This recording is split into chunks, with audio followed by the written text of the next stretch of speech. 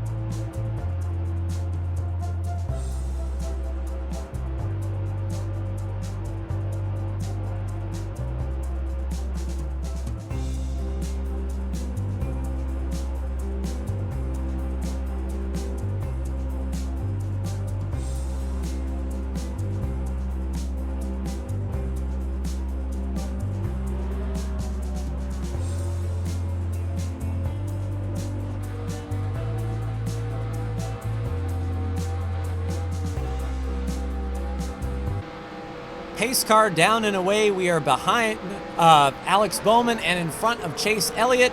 A Hendrick teammate sandwich here as we get up through the gears to take the green flag. I believe Brandon was able to pit for 4 tires and fuel.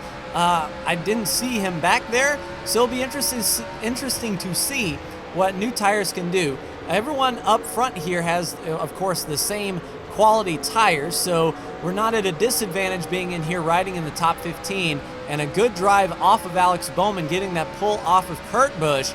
We'll get to the inside to see if we can get inside of Blaney going into turn 2, and no, we'll roll back just to make sure that we don't go sliding up in the tunnel turn. And Chase will try to get that push on the outside, Alex Bowman as well, and there's Jimmy Johnson. So where's William Byron in this mess? He's the only Hendrick car that we're missing. Jimmy Johnson right there on that back bumper. I hope he doesn't tap us and send us around. Turn 3 is definitely a trouble spot. We kind of wash up into Alex Bowman there. That causes Chase Elliott to get out of the gas and choke up that high line. Martin Truex Jr. will get by, and that whole real inside line will get past Chase Elliott as well. And I think I see Ricky Stenhouse Jr. is in front of us, so I don't know who that blue car is back there. But no worries, as long as we're in front of them, that is all that matters. With them side by side going into turn 2, this may prove beneficial to us if we can clear the 88, and we can indeed. Suarez holding up Ryan Blaney on the bottom. That's going to set us up well to get a nice drive off of turn 3, as long as we're not driven into. Alex Bowman looks to the inside. We're sort of running the middle groove. Alex takes a peek and rolls out, thinks better of it. We'll get that drive off of turn 3 and get that pull off of Kurt Busch. I believe we will get him before turn 1. Get that massive pull as long as we have gear. And we were on the chip just a bit right when we got beside him. We got on the chip, but we are now one more position higher, and they are indeed running 2 wide in front of us. Kevin Harvick looks to be leading, and Kevin Harvick already has a win this year, so Kevin Harvick trying to prove spoiler for, the drivers that haven't won a race up there this year. Denny Hamlin, Ricky Stenhouse, Joey Logano, all those guys are winless this particular season, and a win would be very, very good to solidify them into the top 16, but they will have to get around Kevin. Kurt is right there, sort of making me nervous down there at the bottom, but we will pick up the gas, and around we go. Scratch the wall just a little bit to get that drive off, but we'll get that pull off Ryan Blaney and Daniel Suarez. Now, if they're going to be side by side going into turn 1, that's going to be an interesting set of circumstances here. Maybe we can get that drive on the bottom, wait really late to pick up the gas and get that drive off, and we can indeed maybe even get a twofer here under Ryan Blaney and Daniel Suarez down the Long Pond straight. And we'll get inside of turn 2. As long as they roll out, I'm feeling confident. Is Blaney still out there? No, Blaney rolled out, Suarez didn't, but we did make up one spot, and I think turn 3 will allow us to get around Suarez as well. And those guys in front of us are all single file, so we'll have to click off some good laps here in order to catch up. If they're not going to run double file, we're going to have to run faster by ourselves. We can't count on them to slow each other up. I kind of hope the guys behind us run double file and whatnot, slow each other down. Wow, 3 wide, and Kyle Larson up to the very top. Usually that's where he likes to run, but I think he was shoved out of the way, and the wall saved him that time for sure. We'll be able to make up a lot of ground on Kyle Larson. I don't know if it's going to be enough to pass him, but we're going to try. Yeah, Larson actually looks to the outside of Almirola, and these guys look like they're wanting to pit. If I had to guess by the AI look and feel of them going into these lines, it feels like pit stops may begin. And in fact, yes, there goes Harvick or Almirola. Nope, Harvick and Hamlin down for their pit stop, so they will be first on pit road. We are within our window, so we can either begin pit stops now, and so we don't lose that much time off of new tires, or we can try to stay out and see if a caution can come out, although I don't think we'll be able to trap them one lap down. This track is 2.5 miles in length, and by the time we get around, they are going to be, done with their service and away, and they'll just stay out when the caution happens and make up all that track position. So it would definitely benefit us to get on pit road as quick as possible. I just don't want to do it around all of this traffic. I don't know how aggressive they are getting on the apron, and in fact it looks like they're very slow.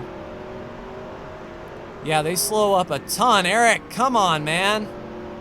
Well, that killed any sort of semblance of speed we had there. And in fact, Kurt Busch capitalizes, going for the pass, and there's Alex Bowman following him around. Yeah, that turn 3 slamming on the brake thing is not good. But we did lead that lap. Everything should be awesome. And these guys haven't pitted yet, so we're on their strategy. But if the yellow were to come out now, we would kind of be screwed. We want this thing to stay green and not lose that much time. If we can get to the inside of Kurt Busch, that would be an ideal time to pit since we have the bottom.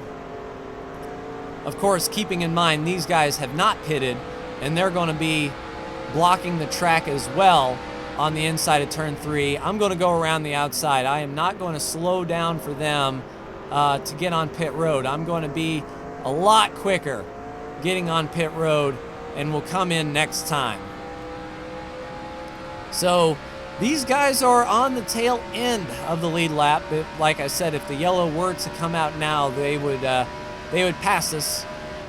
They'd stay out and basically not take the wave around, but get their position back whenever we pit. We would lose all these spots, so we have to get on pit road as soon as we can. Once we get on pit road, then the caution can come out as much as it wants to. We just have to cross that pit road entry, which, Pocono a few races ago was the side of Brandon getting on pit road before the yellow, but then being penalized because he entered a closed pit, even though he was already on pit road when the pit closed. So, yeah, we're going to have to hope that we at least complete our stop and guarantee that we're on pit road. So here we come down pit road. We're about the halfway mark on pit road here. 4,000 in second gear. And I believe we're going to do right side tires. The left sides have been taken care of fairly well. But here we go, boys. Let's get those tires bolted on.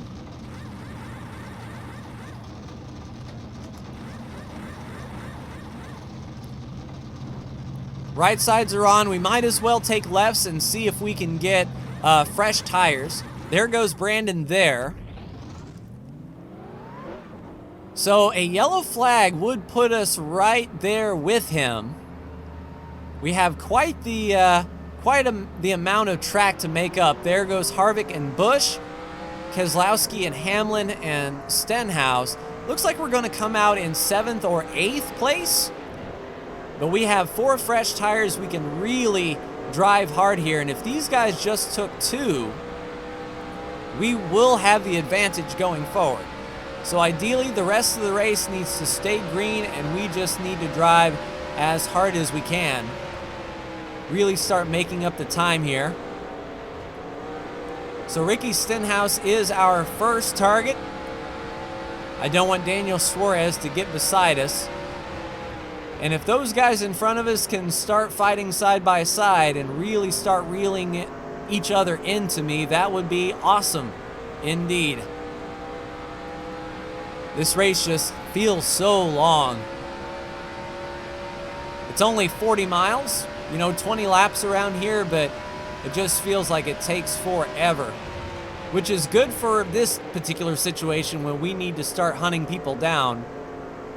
I think turn 1 is where we're making up a lot of time, especially if they're going to continue to run side by side like that. And one thing that we have going for us is if Brandon did not make a green flag pit stop, if he pitted with, say, 1 to go on that yellow, he might be able to go the rest of the way on fuel mileage. And that's one thing that we've talked about, is how different this year it has been as far as fuel mileage races, just, coming across the line on fumes. And in fact, several races have been decided by fuel mileage with a long green flag run at the end. So Stenhouse is around Hamlin. So Hamlin is not as quick, and we are making up a lot of time. We can see Brad, Ricky, and Denny out of our windshield through turn 1 now. And we've pulled away from Daniel Suarez quite a bit. So no attack from behind for sure. I think they took 2 tires. We need to make the most of our 4. And once we can start getting that pull off of Denny Hamlin down the super stretch, it's going to be huge. We are going to be past these guys real quick. Yeah, good run off of turn 3 here. Power down nice and early. We just need to start sniffing that draft. I don't know how big a hole these cars punch in the air as far as the game is concerned, but as you can see, we are catching. Everyone is coming into view. In fact, we can see Brandon a whole lot better than we could when we came off of pit road. I believe that's Brandon there going into turn 2 right about now. Yep, there he goes through turn 2. So we're only, 3 or 4 seconds behind. And if we can pull off a second faster a lap per lap, that's only 4 laps and we are going to be up there, especially now that we've got massive drafting pull off of Denny Hamlin. All right, let's sort of diamond the corner off, get to the bottom, get to the power, and see if we can maybe get a twofer down here inside of turn 1. Hopefully we don't hit the rev chip. Yeah, this is a classic case of catching them is one thing, passing them is another. Let's see if we can glue to the bottom, let it roll a bit, move Denny out of the way. And in fact, yeah, you can see that we've chopped off quite a bit of the lead that Brandon has. In fact, he is under attack from the car behind him, which looks to be Kyle Busch. So indeed, 5 seconds has dropped to 2. We just need to get off of this corner well. There goes Ricky Stenhouse. Dive it in there. Don't let the car wash up. Get that pull off of Brad if we can clear Ricky here. And we can indeed. Out to the wall, carry that speed, get that pull off of Brad, and away we go.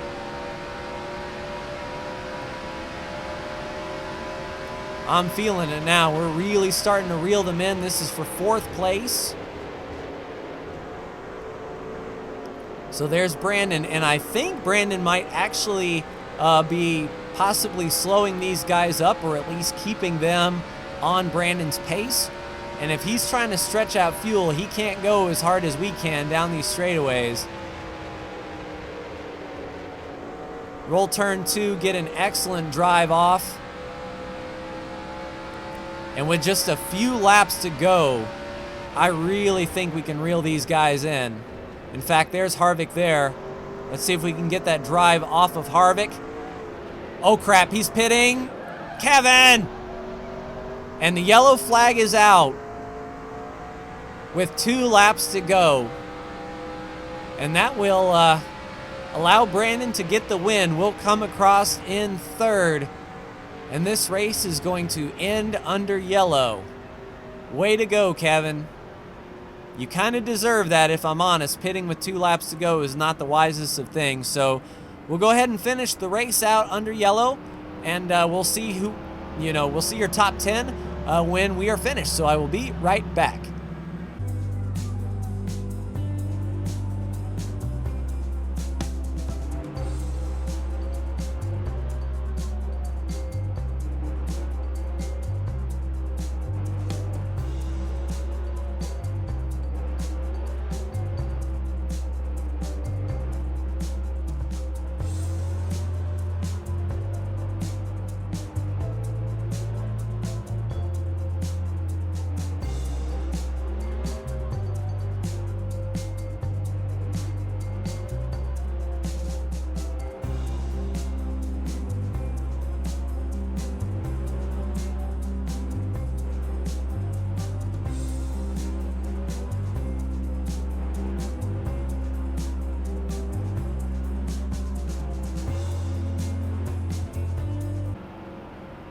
And there you have it. With enough fuel to finish, Brandon gets his 9th win of the year. This was our opportunity to tie Brandon in wins at 8 apiece, but Kevin Harvick ensured that was not to be. So let's take a look at your top 10. Brandon with the win, Kyle Busch in 2nd, ourself in 3rd, Ricky Stenhouse Jr. in 4th, Kurt Busch in 5th, Daniel Suarez in 6th, Ryan Blaney 7th, Eric Almirola 8th, Joey Logano 9th, and Jimmy Johnson 10th.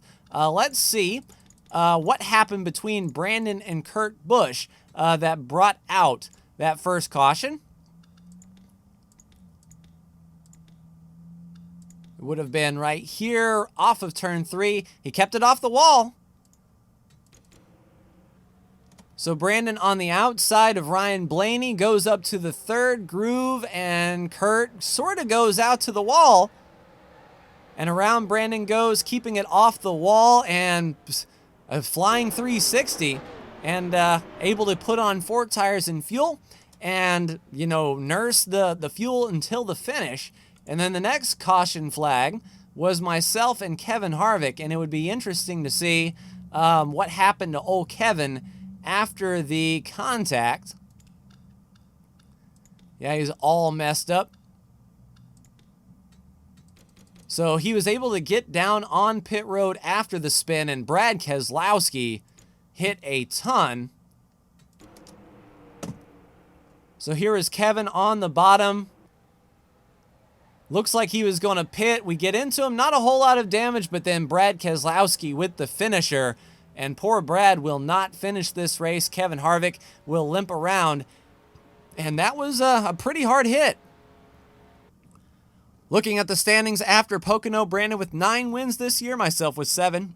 Eric Almirola with 1, Busch with 1, Harvick with 1, Keselowski with 1, and Ryan Blaney with 1. Kyle Larson still 100 points ahead of everybody, but look at that cutoff with Paul Menard. 1 race separates 12th all the way through 20th and beyond. And we head to a bit of a crapshoot next week at Watkins Glen, the second road course of the year. So interesting to see what is going to happen there. We won Sonoma in June, so we'll see if we can carry on our road course tradition, but that will do it for me. Like, share, and subscribe if you are so bold. Thank you so much for tuning in, and I will see you for the next NASCAR Racing 2003 season video. Take care.